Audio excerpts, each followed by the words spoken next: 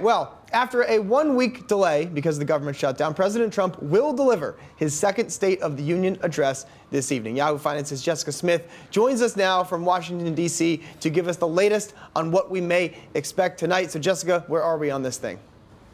You know, the president is tweeting already about the wall this morning and really talking about how Democrats need to give him the money for the wall. And that kind of goes in conflict with what the White House is saying, that the president is going to be bipartisan in tone tonight.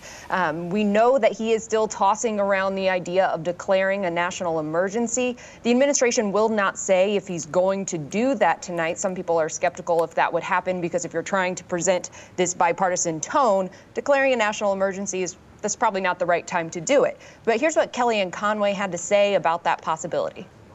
The president could not be more clear that he has the absolute right to declare a national emergency. It has never been his preferred option of first resort, second, 10th, 12th resort. It would be the last resort after Congress has completed its work.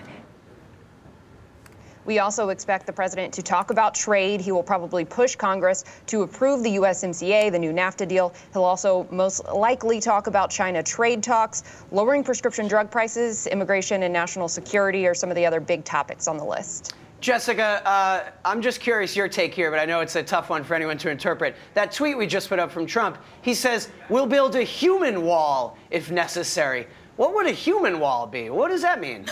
I mean, that's anyone's guess, right? But no, he is talking, I believe, about how more active duty troops are headed to the southern border. The Pentagon announced over the weekend about 3,700 more troops would be headed down to the border to put razor wire up, to do surveillance, to help Customs and Border Protection down there. So I guess maybe he's saying that these troops will link arm in arm. I'm not exactly sure there, but he is referencing the military that's headed to the border. Yeah, to be honest, Jessica, I'm more interested in the people who will be attending and the response from the Democratic side, which will, of course, be Stacey Abrams, who had a failed bid for governor of Georgia. Can you tell me more about the buzz surrounding not only her, but even some of Trump's guests? Yeah, Stacey Abrams is really seen as a rising star in the Democratic Party. As you mentioned, she lost the race for governor in Georgia, but she got more votes than any other Democratic candidate has in history. She's also reportedly being pushed to run for Senate. So she is definitely someone to watch in the Democratic Party. And in her response tonight, she says that she's going to talk about giving every American a voice and just kind of putting a plan for prosperity for everyone out there. There are two other responses, but Abrams is the official response. Then California Attorney General Javier Becerra is giving the Spanish language response, and then Bernie Sanders giving his own response, as we've seen him do for several years now.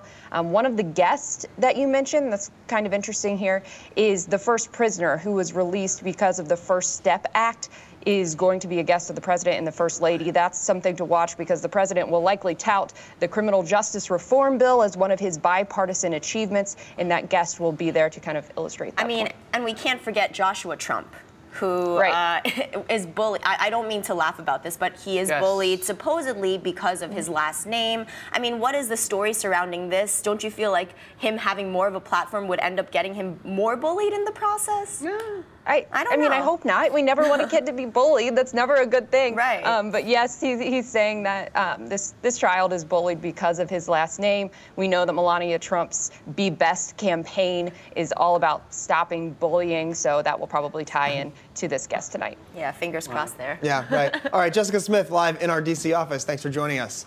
Of course.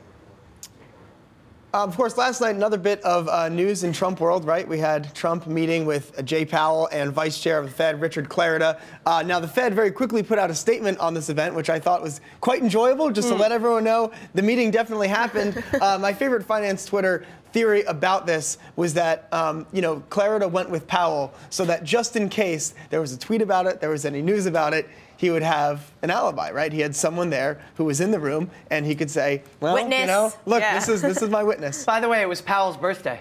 I know. Happy birthday. I know. HBD what a sad dinner.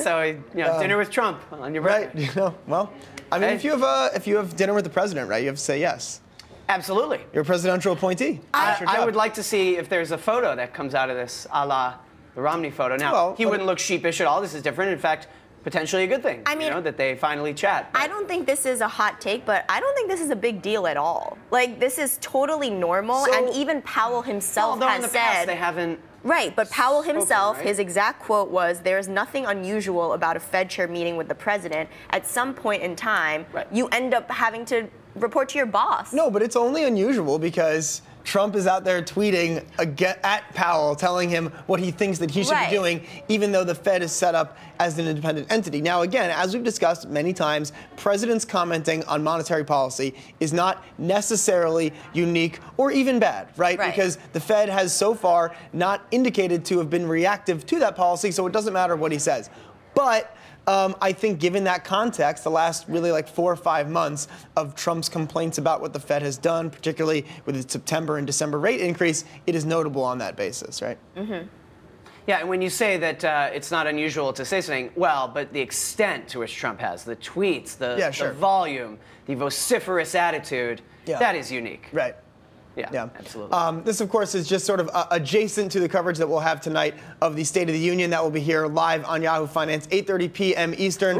And then the speech set to start, usually starts around 9, right? The president proceeds in, shakes a lot of hands, so maybe 9:12 kickoff. Hopefully it's punctual. A lot of pomp and circumstance. I will be at a concert, unfortunately, a rock concert, so I'll have to watch the clips late You mean tonight. fortunately? Well, yep.